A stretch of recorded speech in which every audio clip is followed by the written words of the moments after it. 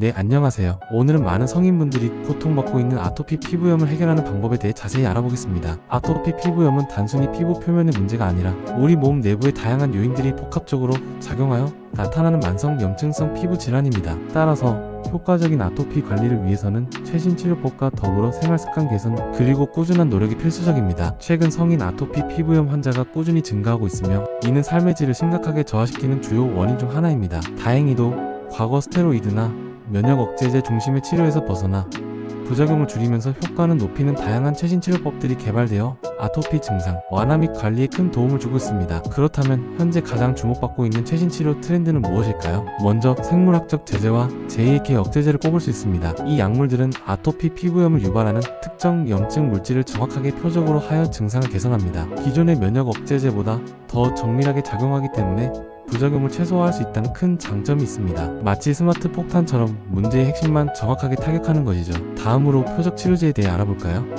표적 치료제는 아토피 피부염을 악화시키는 염증성 사이토카인을 타겟으로 하여 가려움증과 염증의 악순환을 끊는 데 도움을 줍니다. 이는 마치 고혈압이나 당뇨병처럼 꾸준히 치료하고 관리하면 삶의 질을 획기적으로 높일 수 있습니다. 아토피 피부염도 꾸준한 관리와 치료를 통해 충분히 극복할 수 있다는 희망을 주는 치료법입니다. 또한 국소 면역 억제제는 스테로이드제를 대체할 수 있는 좋은 대안입니다. 중간 강도의 국소 스테로이드와 비슷한 효과를 보이면서도 장기간 사용 시 부작용이 상대적으로 적다는 장점 덕분에 많은 환자분들이 사용하고 있습니다. 대표적인 국소 면역 억제제로는 타크로리무스, 피메크로리무스 연고 등이 있습니다. 물론 기존 치료법들도 여전히 중요한 역할을 합니다. 국소 스테로이드제는 피부 염증을 억제하고 조절하는 효과가 매우 뛰어나지만 장기간 사용 시 피부가 얇아지는 등의 부작용이 있을 수 있습니다. 따라서 반드시 의사의 처방에 따라 적절한 강도로 충분한 양을 바르는 것이 중요합니다. 스테로이드 연고를 현명하게 사용하는 것이죠. 가려움증 완화를 위해서는 항히스타민제를 복용하는 것이 좋습니다. 특히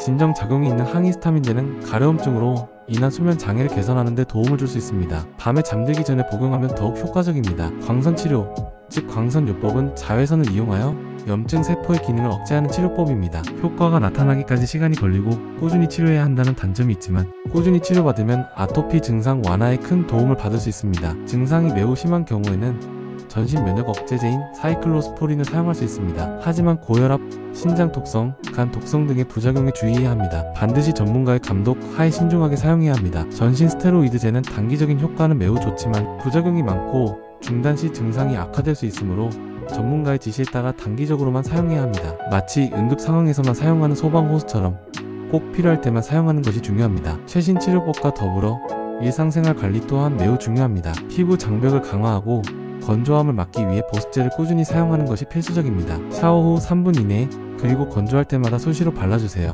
무향, 저자극성 제품을 선택하는 것이 좋습니다. 마치 피부에 보호막을 씌우는 것처럼 보습은 아토피 관리의 핵심입니다. 실내 환경 관리도 잊지 마세요. 실내 습도는 50%, 온도는 20에서 22도로 유지하는 것이 좋습니다. 쾌적한 환경은 아토피 증상 완화에 큰 도움을 줄 수 있습니다. 스트레스 관리와 충분한 수면 또한 매우 중요합니다. 스트레스와 수면 부족은 아토피 증상을 악화시킬 수 있으므로 적절한 스트레스 관리와 충분한 수면을 취하는 것이 중요합니다. 규칙적인 생활 습관을 유지하는 것이 아토피 관리의 기본입니다. 피부에 자극을 줄 수 있는 화학물질, 향료, 거친 옷 등을 피하는 것이 좋습니다. 순면 소재의 옷을 입고 자극적인 세제 사용을 줄이는 것이 좋습니다. 너무 뜨거운 물로 오래 씻는 것은 피부를 건조하게 만들 수 있으므로 미지근한 물로 짧게 샤워하는 것이 좋습니다. 과도한 클렌징은 자제하고 순한 클렌저를 사용하는 것이 좋습니다. 한의학에서는 아토피 피부염 치료를 증상 관리와 근본 원인 치료로 구분합니다. 홍반, 열감 등의 증상에는 황련해독탕, 백호, 가인, 삼탕 등을 처방하고 색소 침착에는 계지, 복령한, 도액, 승기탕 등을 처방하는 등